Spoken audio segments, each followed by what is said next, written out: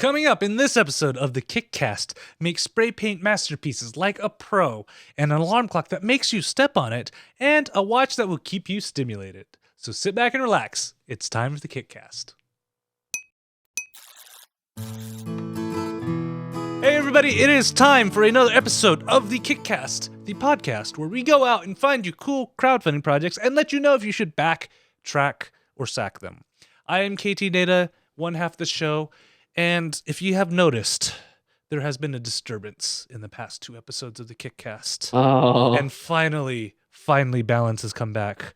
Joining us is the one and only Master Drew. How are you doing? I'm glad to be here. I'm glad to provide some balance back to the force. Thanks for having me. Dude, I missed you. I'm not even gonna I am not shows. gonna That's lie. like a month. Yeah, 2 shows. I haven't seen you. I mean, I'm not gonna lie. I love going to CES, but I missed walking the floor with you, dude. I honestly missed walking the floor with you. I wasn't sure if I was going to miss anything this year because I did enjoy a nice leisurely week before school instead of a crazy packed week. But the thing I didn't miss much until I saw a picture that you posted of all of your pickup items, your review items, your swag. Yeah. I saw that and I went, oh, I am kind of sad.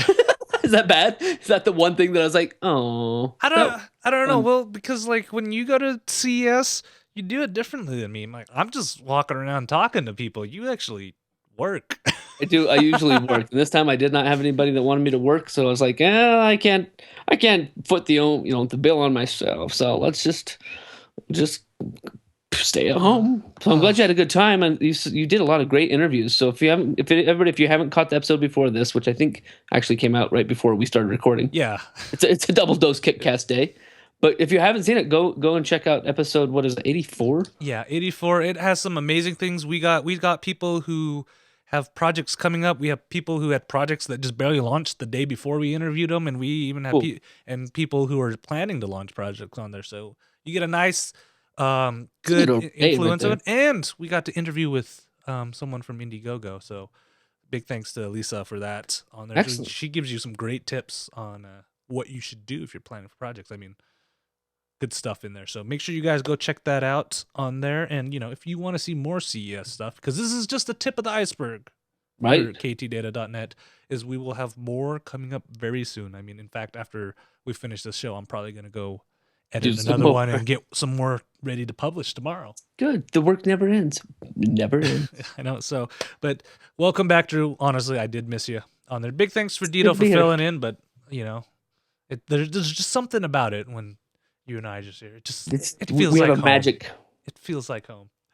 All right. So before we jump into our projects tonight, we always have some wonderful news on there, and this is. Our news today is kind of geared more for your project creators on there. So, Drew, you actually run a social media consulting company? I do indeed. Is that to be correct?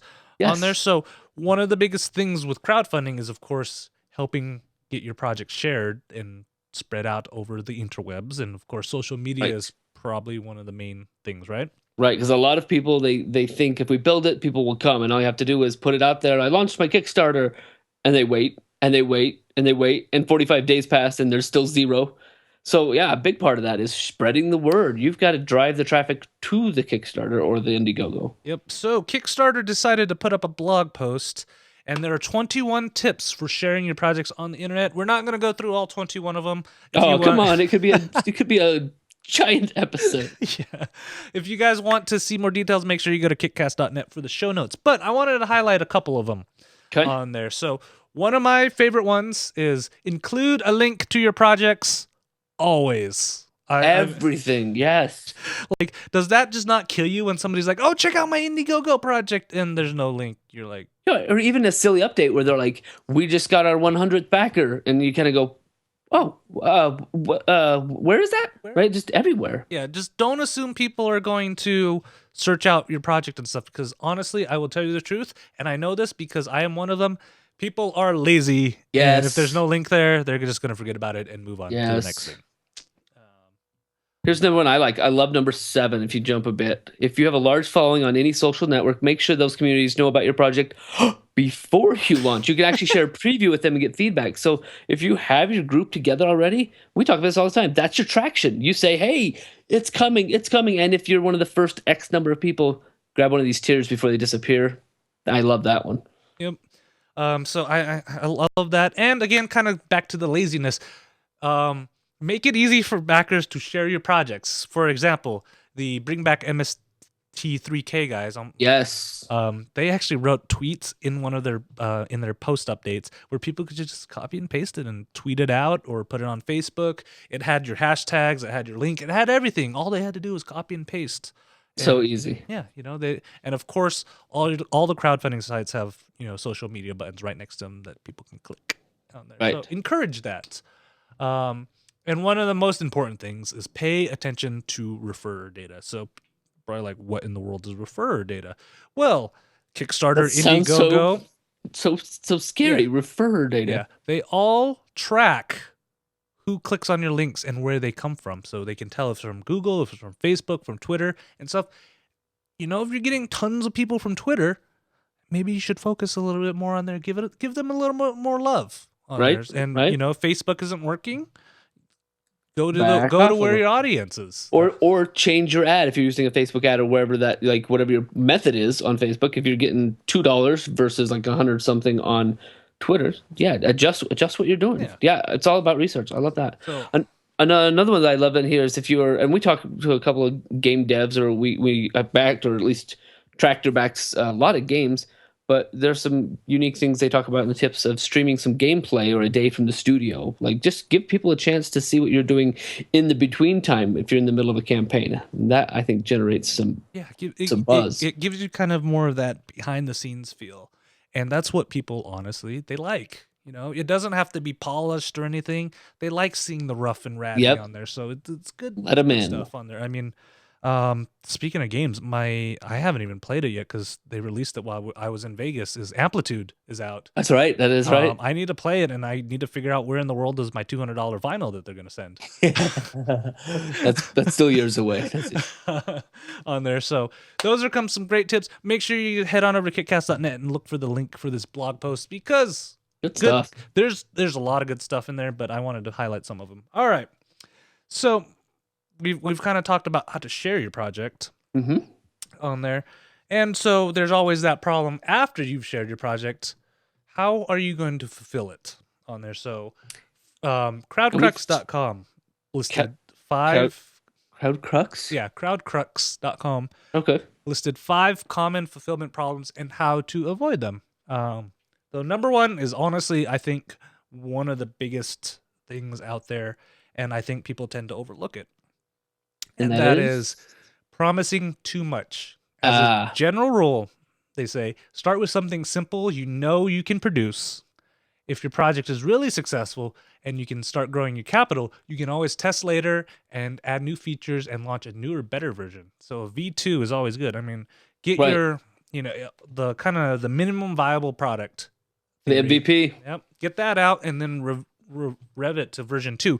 You may not know. I mean, one of the biggest things I love about crowdfunding is you may get feedback on your V1 that you didn't even think about that you could add into your V2 and make it even better than it was then.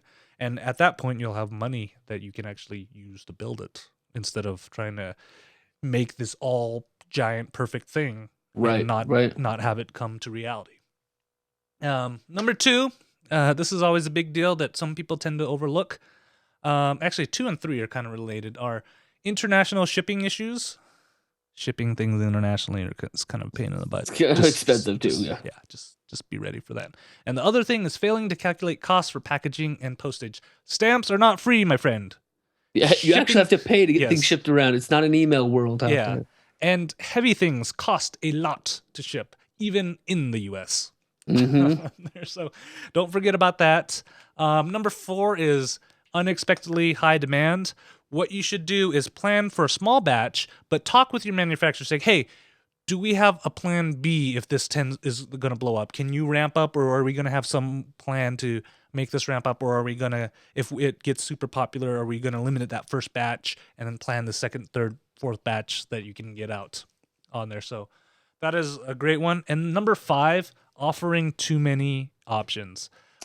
I see this a lot, honestly. A lot of people just have all kinds of varieties of rewards and pledges, and do you want this kind or that size or this one?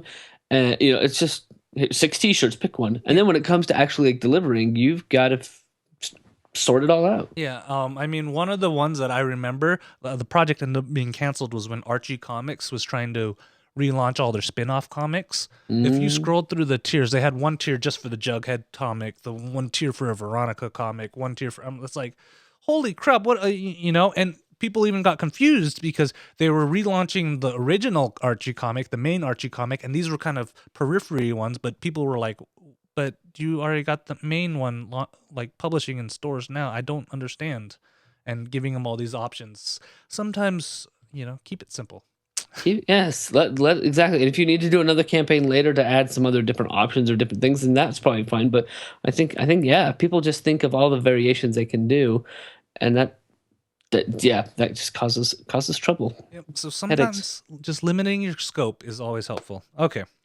So that's all the news we had. I wanted to give some shout outs too, and I didn't even tell you about this, Drew, but what do you think if we start a new section where we just mention projects? We don't shout outs. Yeah, we just give them shout outs on there that are projects that are launching. One of them is actually from our last episode is Sprightly. They actually launched today on there, and that is the alarm that you put under your bed. It measures how you sleep and everything, and will wake you up out of bed, and it knows when you get back. If you get back into bed, it will keep ringing. If you try to take the batteries out, it has backup batteries, so it will keep ringing. Brother. And it will make sure you get out of bed.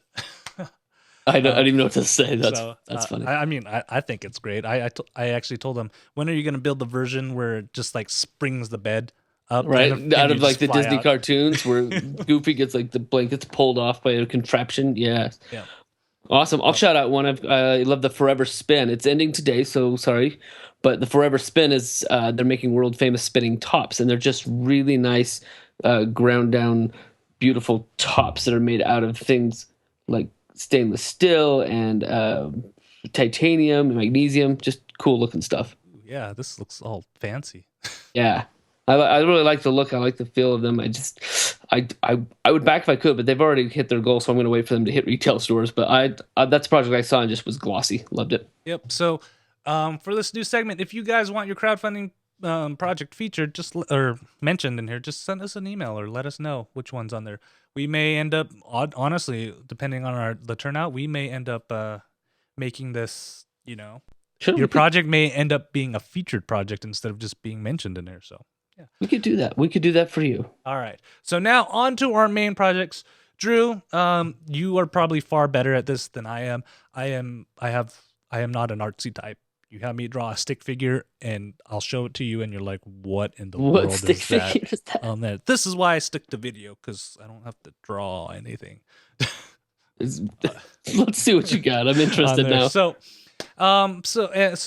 your girls may like this, because have you decorated your girls' rooms, or have they always wanted to redecorate, or like, Dad, can we repaint the room or stuff like that? They want to all the time. I don't decorate much. We hang pictures and things around the walls, but we don't do much designing. So our first project is called the Spray Printer, and they claim it is the 21st century way of designing walls. So what it is a combination of your phone app and the spray paint dispenser on there. In the spray paint dispenser, it allows you to switch spray paint cans so you can get different colors on there, and it also has sensors in it. So what you do is you point your phone at the wall on there, and then you put a spray paint color in, you pick a design, and you move the spray paint dispenser across the wall, and what happens is the printer, or they call it a printer, knows where the printer is in relation on the wall, and it will spray paint at the right spots on there, so you can just move it back and forth and it will start painting different colors. So you switch out your color, you put in the next color, and it will draw the actual paint on there. So you can see this lady right here, she's done the black and now she's kind of filling in the white, and it's drawing a picture of a face on there. Wow. So, really? Yeah. Is this not cool? So it's using basically like spatial recognition from your phone or something else, and it is just basically firing off from the cans what it needs when it needs it. Yeah, on there. And then once you switch colors, you clean it out, of course, and then you put in the next color, and you move it around again, and it'll start filling in for you. I am amazed. I once did a large mural on my girl's room. So I did once. This is when the first one was born. So what was that, Oh, nine years it's ago? always the first one, right? Yeah, yeah. Because I don't have time to. But I actually took an entire wall that was probably about 12 foot, an 8 foot ceiling, and I did an entire mural of the 100 acre wood. So I had Pooh's house and Piglet's house, and it was just this map, and it was really fun. And I did it with an airbrush. I'm not artsy, but I like to pretend. But I really was sad when we had to move because I loved that art. And I had to do like the whole sketching thing where it was like, here's the map, and I cut it into grids, and then I mapped a giant like 40 squares on the wall so I could like sketch the whole thing. I used to have time before I had kids. I'll send you a picture if I can, but really, this idea, the spray printer, what a tremendous idea, because if it's going to translate that image onto my wall based on where this thing prints, I mean, I can tell it's a prototype for what they're doing, but Yeah. what a like, my mind's blowing. This is amazing. I love this. Yeah, I mean, I love it. And what you can do is they have a gallery of predefined pictures, or you can import your own pictures too. Oh yeah, On there right now, I was reading through the comments. They've only tested it indoors with water-based paints, and they're still trying different other paint cans or paint styles like latex and acrylic and stuff. But they said they need to do more testing on that, because what happens is the viscosity of the paint. Some of it's too thick, so you don't get the fine pixels that you get with a uh, water-based paint on there. uh, Plus, it's a lot easier to clean the system with a water-based paint, since you just got to run water through it with a syringe, and then you're ready to go to put on your next can of spray paint on there. I'm really intrigued by this idea. What are their tiers? What are their like options? So their early bird was $149, was their super early bird, and I don't understand this, but their regular spray printer is $149. Oh, But I guess their early bird ships in July, whereas the other one ships in December. oh, got it, got it. So their early bird is like actual like reception comes in Yeah. soon. Okay, okay. On there, and they're about halfway to their goal already. They're at $9,000, and 29 days left. And For it's that. flexible fun, so it's all going there. But with 30 days to go, they could easily hit that. I love this idea. It's so unique. Yeah, and I mean, the pictures and stuff look cool on there, and I mean, like, yeah, I could do that, and people come in like, yeah, I made that. I drew that. I would be tempted to change my pictures out all the time. I would look at my stuff and just be like, yep, time to mix it up a little bit, white off the wall, and just go again. Because all you have to do is, move it back and forth. I'm down. I will back the spray printer. Yeah, this one is definitely a back for me. All right, Drew. So on to our next project. Unlike the Sprightly that we mentioned in our shoutouts, this is kind of another way of waking up. This is, and I think this one it speaks to me specifically because I always have trouble getting up in the morning, and so was it Sprightly? Yep. That sounds like almost one of those like, we will force you to get up. We'll wring your neck until you get up. The Ruggy is the world's best alarm clock, and what I think I really fell in love with this project was that it just seemed to be so simple and an aspect of waking up that no one had really tried. Essentially, what it is they've created a rug, a memory foam rug that's just on the outside, on the edge of your bed, and so I don't know. I've actually done a little, Googling and research of how to wake up easier because I hate getting up in the morning. And so I've read everything like drink a cup of water first thing in the morning, which then gets your bowels moving, then that wakes you up, and all kinds of other tricks. But one of the ones that I read that I use pretty often is just put your feet on the floor. If you stand up and have, weight on your feet for 3 to 5 seconds, it starts to trigger things like, oh, I'm up, and it starts to like make things go, I guess. So the Ruggy essentially gets you out of bed because to turn off the alarm, you have to stand on the rug. It's that simple. Like, you have to put your feet on the rug for a certain amount of time, and you set that time, whether it's 3 seconds, 5 seconds, whatever it is, but you have to have like your full weight on the rug to say, I'm here, I'm out of bed. And once you get that far, you're good to go. At least I think I would be. If I can get my feet out of bed, I'm good to go. If I can just reach over with one hand and hit a snooze, I hit the snooze, and I hit it a lot. So the Ruggy is, I don't know. It's inspirational. I just thought of it. You combine this with the Sprightly, because the Sprightly doesn't turn off until you get out of bed, And if you get back into bed, it turns back on. It turns back on because it's underneath the bed. Yeah. Nice. Nice. So if we combine it both, because then you have to get up and then you have to stand. You have to actually stand out of bed. You actually have to put your feet down. So I love this. It's a beautiful picture. It has, not only is it just a rug that you have to stand on, but they've done a great little LED display in the upper, one of the corners. I think right? that's nice and clean. That's nice and clean. So cool. There was something else. They've added some stuff to this campaign. It uses AAA batteries too, which is surprising. That is surprising. I thought it was USB cables. The USB cable's only for transferring the music, so you can put in your custom music on there, which is cool. You can load in some extra stuff. They've changed this since I've looked at it, but you can have these kind of when you stand on it, it'll give you like a motivation to start your day. It'll be like you stand on it, it'll be like, bully, something to get you going. I just thought of something. Why don't we get you to record? You can come to my studio using my mic and everything, and we'll get you to record like motivational sayings. 365 motivational sayings, and then we'll submit it to them, and it'll be like the Drew no snooze Master hack. complexion. Yeah. See, this is a great idea. I think this is fantastic. So I love the look. I love how cool it is to just have that kind of soft glowing light under the memory foam. It just shows through. I just couldn't believe somebody had not yet come up with this idea. So I'm a big fan of the Ruggy. The tiers put it at, and they've already hit their goal. They're about 5 times over their goal, but they still have 45 days to go. Most of their early packs are gone, but look at about $79 to back one Ruggy. Plus an ebook, How to Wake Up Early and Build Success. I might just pay $79 to get that ebook. I'm telling you, man, who wouldn't want to wake up to your voice right there? My kids. just imagine it, guys. You wake up and all of a sudden you just hear, "Hey, sexy, you ready for a successful day? You ready to be the best you've ever been?" Yeah. That's motivational right there, man. We'll start a Kickstarter to fund the Drew voice pack. I like this. I like this a lot. No, this is a really fantastic. I love right down towards some of their like why Ruggy. They have a little infographic, and one of my favorite things to say to my students is just get done, right? And so they have this as part of their like daily motivation. Get your done. Incredible comfort. Healthier routine. Like I love that. I'll even close my office door and I'll walk into my office and I'll be like, "Drew, what are you doing?" And I'll just tell him, "I'm GSD, man. I'm GSD. Not here." Oh, that's great. So love it.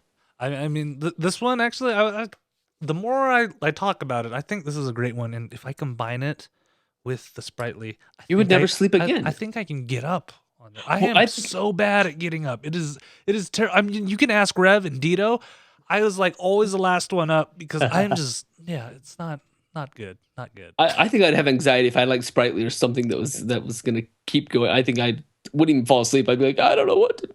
Well, I like Sprightly because it also tracks your sleep patterns too, so it knows how to wake you up gradually too. Oh, I do like that. I do love that. That is always helpful. Sleep cycling. That and they've planned for everything because what happens to me with my alarm clocks and stuff, and it probably would happen with this too, is somehow I psychologically figure out ways around it. Yep. There, like I literally have a alarm app on my phone that causes me to do 2 basic math problems, forces me to actually put slides with the numbers 1 through 20 in order. Really? And forces me to shake the phone for about 20 seconds. You can't sleep after that. I can do that half awake. I can solve 2 math problems, put that in order, and shake it for 20 seconds, and I'm still asleep. Oh, it is bad. It is bad. So, I mean, anything that for me to get up is always helpful. Wow. Oh, man. I might have to try something like that. I do need help getting up. But hey, if you ever need me to do your taxes, probably get me while I'm asleep. Because I can do math in my sleep. All right. So I guess we kind of have a theme about sleeping, or at least in the bedroom. So have you had this, Drew? You're sitting in a staff meeting somewhere, and hopefully none of your fellow teachers listens to the show, and the big boss or the dean of the department's talking about blah blah blah blah blah, blah, and you're just sitting there. I had one today. Falling asleep. I had one today. This is we had a candidate come to campus because we're hiring a couple of new faculty, and they have to give research presentations. And so she was wonderful, but I sat through an hour of discussion of how non-government entities and nonprofits work together, and I caught myself. I was at the front row, like she could see me, and I'm nodding. I'm like, ugh. And I'm like, I'm really not trying to be rude. It's just, what the hell are you saying? Yeah. So sleepy. So part of that is from a condition called critical decrease of neuron activity, Right. and that just the brain waves aren't going off. I was out. I was like, because you're not getting a lot of. I mean, you're seeing somebody, but that's not a lot of stimulus to you. Right. And I tuned out when she was like NGOs, international ING. I was like, I don't know. Yeah. So our last project of the night is called the Noser, and it is actually a device you strap onto your wrist. And what happens is that every 0.2 seconds or however long you set the duration, it actually stimulates somebody like poking you or touching you, so you have a physical sensation. And the idea behind it is you're giving your brain constant stimulation, tactile stimulation on there, that where your brain won't go into that critical decrease of neuron activity since it's getting signals sent to it all the time. Because it's getting poked all the time. Yeah, poked, or you can actually increase the sensitivity. Might be a mild shock. On there, it kind of reminds me of the Pavlov, which I got to try at CES. You did? Make sure you guys check out that video on there. Honestly, I'd have to say for a secret is I think my reaction to it on the video was a little exaggerated. But because I'll tell you what happened was, because the guy's like, all right, you just hold this down for 2 seconds and it should shock you. So I held it down for 2 seconds and nothing happened, and then it went off, and that caught me by surprise. And I actually think my jump was more of me expecting it and then saying, oh, it didn't go off, and then it going off. And then okay. There, so. That was a fun project to talk about, because that is shocking. Yeah, and honestly, when I tried it, it wasn't that bad. So I'm assuming this watch does something similar, where it's can be discomforting on there. So it's not gonna hurt, but it's not gonna be something like you really enjoy. So that might keep you awake. One of the main things they put this on was to for people driving, so they don't doze off, especially when you're the only person in the car. Let's be honest, it happens to all of us. Yeah. Where there's no one talking to you and stuff, and you're just on the road, and so it's a little hard. I don't know. Does this sound like something you would want? Is a watch that you strap onto you that kind of stimulate the whole idea is to stimulate somebody kind of poking you or touching you on there. Which is that just engagement, right? Just something that's like I'm here, so it's my cognitive keeps moving. I like the idea. They did a small study with it, so they had 31 volunteers took a trial with this, and about 70% of them. Let's see, and it resulted in fixing 70% decrease of sleepiness by special tests on there. So they actually saw that there was a decrease in people kind of dozing off and stuff. So it might just be enough for you when you're driving or sitting through that presentation that you should be paying attention to. Should have been paying attention. You're just like, sitting still is, not really active. Right. When you're tuned out, you're out. Your neurons are not doing anything. So this is interesting idea. Huh. I am very interested in the idea that you could produce like such a limited shock that it wouldn't be considered like actual like jolting you like the what was that called, the Pavlov or whatever? Yeah, the Pavlov. But to have just enough to be like somebody tagging. You say it was every 0.2 seconds? Yes, that's what they put on here. And this would have been a back if they had put a little more technical details and stuff on there, but they didn't. So for me, it's a little bit of a track because we've seen their prototypes and stuff, but their final version is still a CG rendering, so it doesn't exist quite yet. So that's why that's why it's a track for me, because it may not come to fruition on there, even though it is a flexible goal. They're looking for $1,700, $17,000 or $17,000. Yeah. On there, and they're about $1,000 right now, and I think this is their first day or something. Okay, they got 3 days to go. Yeah, but they say they will update with the technical details fairly soon, so that may change over the time. On that. So okay, I'll track with you. On this one. All right, so I didn't see any of these at CES, but it is time for our Sack of the Week. Which is probably good because people pay a lot of money to get to CES. So if they have a sack, they probably shouldn't be. And can I tell you a story about it? So we went into the Sands Expo Center, which you're familiar with on theirs. And I don't think they did this last year, but we walked the first floor where White Clouds is on there. And then we're like, well, where's Indiegogo and stuff? Because I'm like, that's where I wanted to be to do all the interviews, right? Right. Last year they were just right down the street from us. So they opened up the basement on there. So you know that size floor on that first floor? They have a basement that is exactly the same size too. And we like walk down, they're like, holy crap, this is another huge floor that we didn't even know about. Wow. And it's a lot of Indiegogo stuff under there? Or Indiegogo had a section. France Tech is back, guys. France, they had a huge section for that. They had a huge area for people from Israel and and different countries too. Wow. So there was a lot of booths, and it was really crowded. So if you actually watch last week's episode, you'll notice that everything's like really tight knit. That's pretty much how it was in the whole floor. Oh, wow. On there. So, and the funny thing is, this is kind of goes back to staying awake.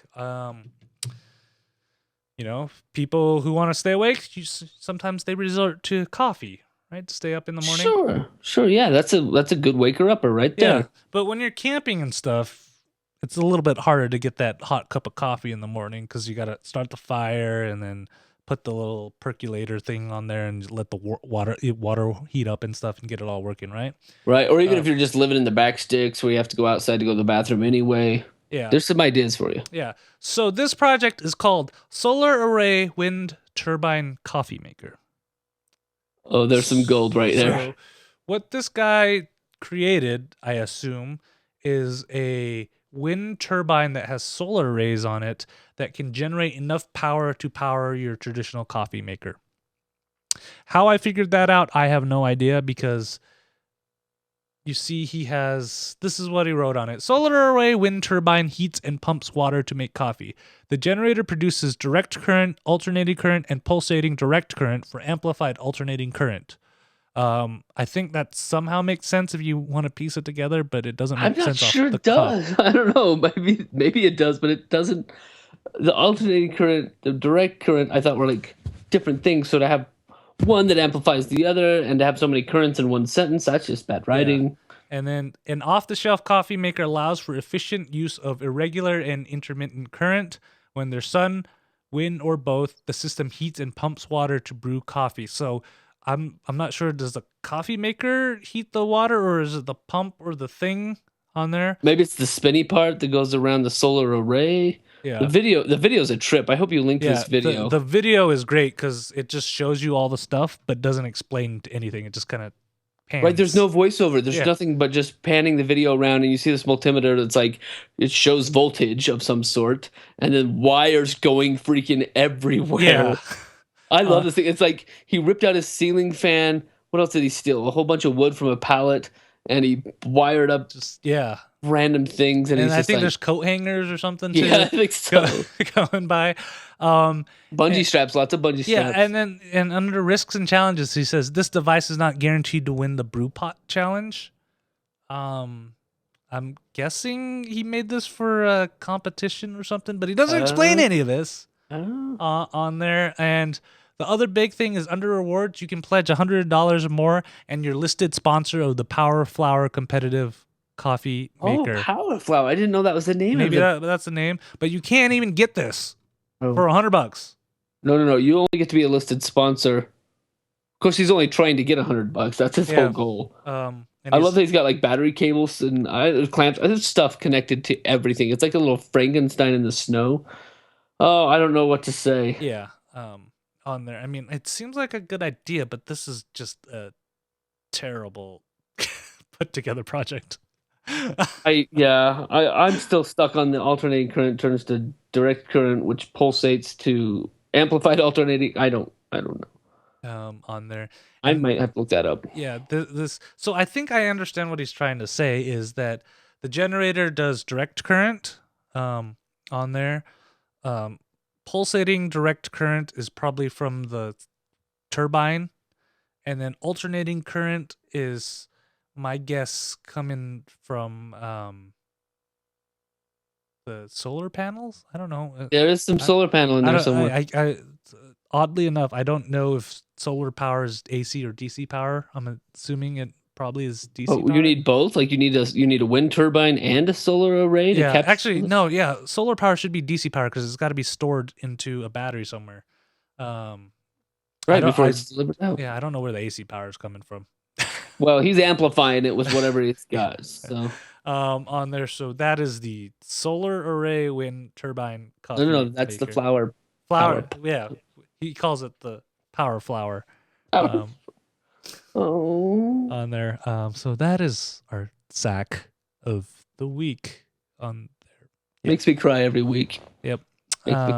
He could take some tips from our last episode when we were speaking to Indiegogo. Elisa mentioned some really good things about your product cycle and when you should actually launch a crowdfunding project. Good idea. Good idea. All right.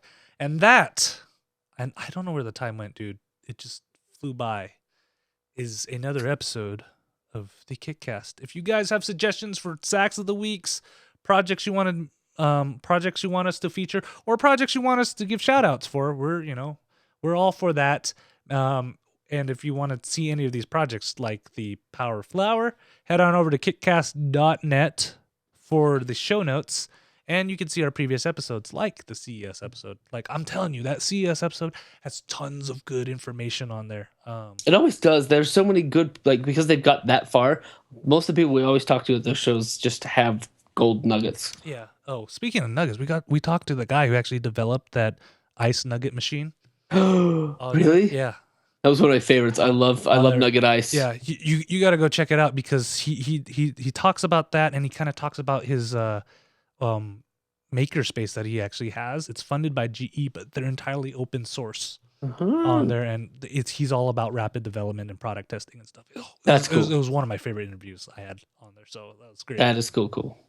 So make sure you guys go check that out at kickcast.net. Of course, you can also tweet us, or if you don't want to email us, kickcast@ktdata.net. You can always tweet us at kickcast for the show, at night20 for that beautiful man over there that I've missed so much. Come get me.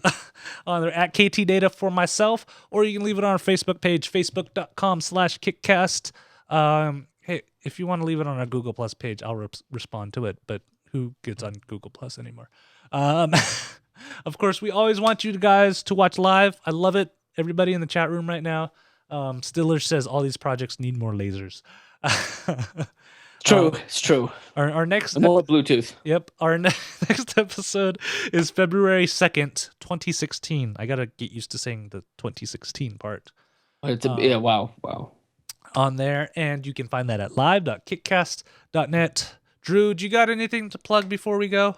I would just point out that we just did, I believe, our episode 85 of the KickCast, and Little Big Cast is about ready to roll down on episode 84. So, they've converged. Oh. Our shows have just about converged. So, this is amazing. Little Big Cast still runs every Wednesday night at 7:30 Utah time, 8:30 Pacific. We're live on twitch.tv/littlebigcast, and we are having fun.